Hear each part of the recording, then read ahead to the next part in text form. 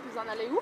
Alors que le Québec et d'autres provinces contrôlent les déplacements sur leur territoire, une intervention des forces canadiennes fait l'objet de discussions à Ottawa. On est très près, on regarde différents scénarios par lesquels ce serait important d'amener cette aide supplémentaire. Justin Trudeau ajoute cependant qu'aucun de ses homologues provinciaux n'a encore réclamé une telle intervention militaire. Pour l'instant, là, c'est sous contrôle. On ne pense pas avoir besoin de l'armée. Je sais que ces dernières semaines n'ont pas été faciles pour les jeunes.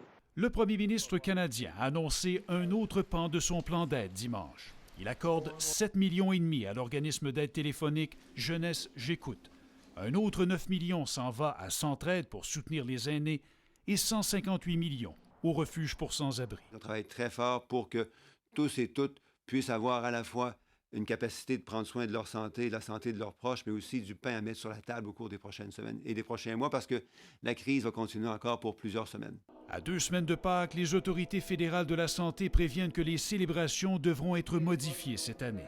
J'appelle tous les chefs religieux à participer aux efforts de tout le Canada. Malgré des données encourageantes, la Dr Tam se dit préoccupée par la situation en Ontario, en Alberta et au Québec. Trop tôt encore, selon elle, pour parler de tendance en raison des cas de transmission communautaire. J'ai reçu un bilan de santé positif.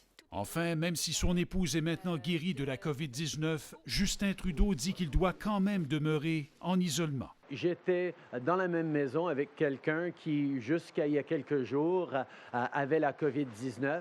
Et donc, le décompte va continuer parce que j'aurais pu théoriquement l'attraper. Le premier ministre n'a pas précisé pour combien de temps il continuera à faire du télétravail. Raymond Filion, TVA Nouvelle, Ottawa.